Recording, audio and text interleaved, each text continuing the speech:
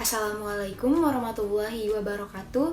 Perkenalkan, saya Mutiara Faazal Fitriah dengan NIM 2100060, Prodi PGSD 2A Angkatan 2021, Fakultas Ilmu Pendidikan Universitas Pendidikan Indonesia.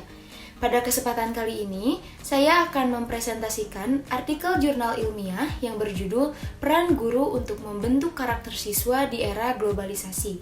Sebelumnya, saya ingin berterima kasih kepada dosen pembimbing mata kuliah Pendidikan Bahasa Indonesia, Ibu Nuri Novianti Afida, SSM HUM, yang telah membimbing saya dalam penelitian kali ini.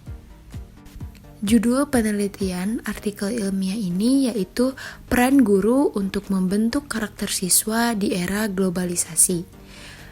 Adapun poin-poin diantaranya yang pertama yaitu abstrak, yang kedua pendahuluan, yang ketiga metode penelitian, yang keempat pembahasan, dan yang terakhir yaitu kesimpulan. Langsung saja kita ke poin yang pertama yaitu abstrak. Penelitian ini bertujuan untuk mengetahui peran guru di era globalisasi dan pentingnya pendidikan karakter di era globalisasi. Penelitian ini merupakan penelitian deskriptif kualitatif dengan pendekatan studi kepustakaan serta pendekatan sosiologis, psikologis, dan teologi normatif. Hasil penelitian menunjukkan bahwa guru sebagai pendidik memiliki peran penting dalam kehidupan global. Tugas guru antara lain sebagai motivator, fasilitator, organizer, informan, dan konselor. Dalam menghadapi tantangan globalisasi, guru juga harus memberikan keteladanan dengan meningkatkan kualitas guru, menumbuhkan karakter yang baik, membuat aturan yang mengarah pada nilai-nilai karakter, dan membangun karakter di era globalisasi. Yang kedua yaitu pendahuluan. Globalisasi merupakan fenomena yang tidak bisa dihindari oleh semua kalangan dan pasti akan merasakan dampak darinya. Namun, jika hal ini tidak dibarengi dengan filter yang kuat, maka globalisasi dapat berakibat pada krisis akhlak yang terjadi hampir di semua lapisan masyarakat. Misalnya di kalangan pelajar, maraknya tindak kejahatan mulai dari pelecehan seksual, narkoba, serta pembunuhan. Untuk di kalangan petinggi negara yaitu semakin kesini semakin banyaknya tindakan korupsi. Istilah guru sekarang mempunyai pengertian yang luas. Secara umum, semua orang yang pernah memberikan suatu ilmu atau skill tertentu kepada seseorang atau sekelompok orang dapat disebut guru. Guru merupakan jabatan karir, fungsional, dan profesional.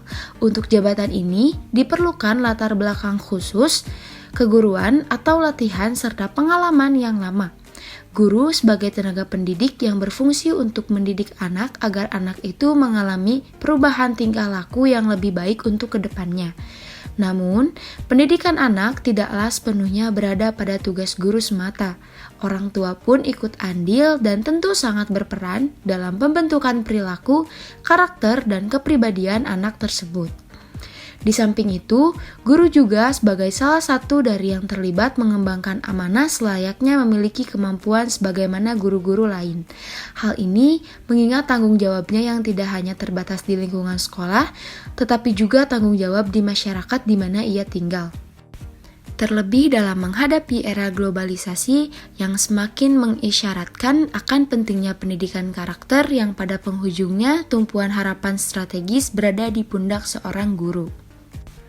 Selanjutnya, Abdurrahman menjabarkan bahwa untuk menangani tugas-tugas keguruan, seorang guru juga mempunyai peranan penting.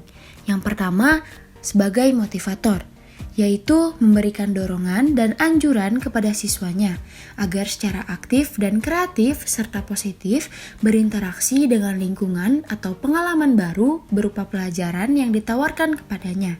Untuk itu, guru dengan seni dan ilmu yang dimilikinya dapat merangsang minat dan perhatian siswanya untuk menerima pengalaman baru tersebut. Yang kedua yaitu sebagai fasilitator, yaitu bagaimana upaya guru menciptakan suasana dan menyediakan fasilitas yang memungkinkan bagi siswa untuk dapat berinteraksi secara positif, aktif, dan kreatif dalam proses pembelajaran berlangsung. Keterlibatan siswa itu dalam proses belajar mengajar hendaknya dilakukan secara sukarela, penuh minat dan perhatian, serta tanpa adanya unsur paksaan dari siapapun. Yang ketiga yaitu peran dalam organisasi, yaitu bagaimana upaya guru mengatur, merencanakan, memprogram, dan mengorganisasikan sejumlah kegiatan proses belajar mengajar. Yang keempat yaitu peran informasi yang dijabarkan terkait kemampuan guru dalam memberikan informasi yang diperlukan oleh siswa, baik untuk kepentingan kegiatan proses belajar mengajar maupun untuk kepentingan masa depan siswa, terutama informasi kelanjutan dan kelangsungan belajar atau pendidikan siswa. Yang terakhir yaitu sebagai konselor, yaitu kegiatan guru memberikan bimbingan dan penyuluhan atau pelayanan khusus dan bantuan khusus kepada siswa yang mempunyai problem, baik yang bersifat edukasional, instruksional, emosional, dan spiritual. Yang ketiga yaitu metode penelitian. Penelitian ini bersifat kualitatif yang merupakan sumber data kepustakaan. Sumber data yang digunakan terdiri dari data sekunder yaitu bahan tertulis yang datang secara tidak langsung serta membahas masalah yang sedang diteliti, misalnya dari buku, jurnal, dan lainnya. Karena peran guru dalam membentuk karakter siswa, maka pendekatan yang digunakan dalam penelitian ini adalah pendekatan psikologis. Sedangkan masalah globalisasi merupakan fenomena sosial, sehingga penulis menggunakan pendekatan sosiologis.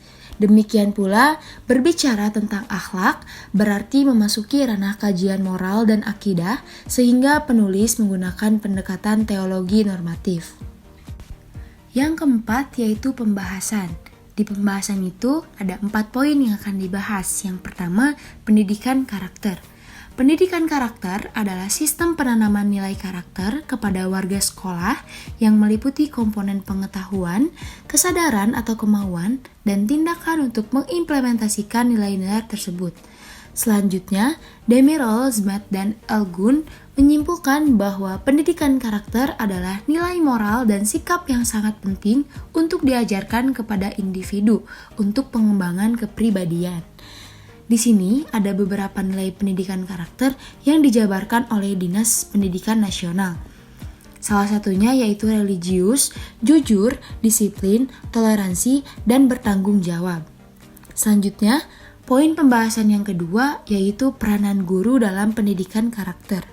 Seorang guru setidaknya memiliki pengetahuan yang luas dan dapat membebaskan pikirannya untuk mengamati respon dan gerakan mental siswa yang tergabung dalam kelompok belajar. Hal ini penting untuk diperhatikan oleh guru agar dapat menanamkan nilai-nilai karakter pada diri mereka. Dalam dunia pendidikan, guru adalah guru dan siswa adalah subjek pembelajaran. Seseorang dikatakan guru yang tidak cukup mengetahui materi yang akan diajarkan, tetapi pertama-tama dia harus menjadi orang yang berkepribadian dengan semua ciri tingkat kedewasaannya. Apalagi dia bisa dipercaya sebagai pendidik karena guru adalah pendidik yang harus dipercaya. Dalam dunia pendidikan juga, guru harus disiplin dalam menjalankan tugas mengajarnya agar siswa dapat melihat atau merasakan secara langsung nilai-nilai karakter gurunya, sehingga nilai-nilai karakter yang ada dapat ditingkatkan. Poin pembahasan yang ketiga yaitu globalisasi dalam pendidikan karakter. Yang pertama yaitu globalisasi informasi. Semua orang dapat menikmati semua fasilitas yang disediakan oleh media massa, tidak peduli apakah informasinya positif atau negatif. Tingginya angka kriminalitas di Indonesia, disadari atau tidak, merupakan salah satu dampak dari konsumsi media massa sehari-hari. Yang kedua, globalisasi ekonomi. Pasca Perang Dingin, globalisasi ekonomi mengalami kemajuan yang sangat pesat dan tekanan yang semakin meningkat.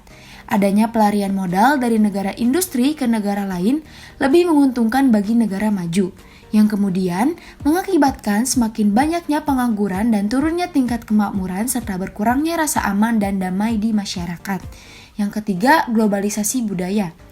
Globalisasi budaya ini tentunya berdampak negatif bagi kehidupan masyarakat. Pengaruh globalisasi budaya yang paling nyata adalah budaya konsumsi yang biasa disebut konsumerisme. Hal ini tidak hanya dipandang sebagai kebiasaan buruk membuang-buang uang untuk membeli sesuatu yang tidak penting, tetapi juga dapat mengikis imajinasi seseorang untuk mencipta dan mencipta. Yang keempat yaitu globalisasi hukum. Globalisasi telah menghilangkan batas-batas negara, sehingga tidak ada negara yang dapat mengklaim dirinya menganut sistem hukum yang absolut.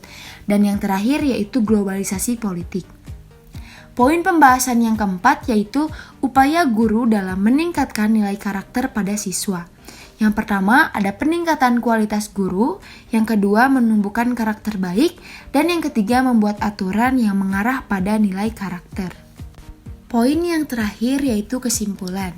Peran guru di era globalisasi bukan hanya sebagai sumber informasi, sumber ilmu, panutan, atau sumber inspirasi, tetapi lebih dari itu, guru sebagai fasilitator, motivator, organizer, informan, dan konselor. Juga diharapkan dapat membantu siswa agar tidak tergerus oleh arus globalisasi yang negatif.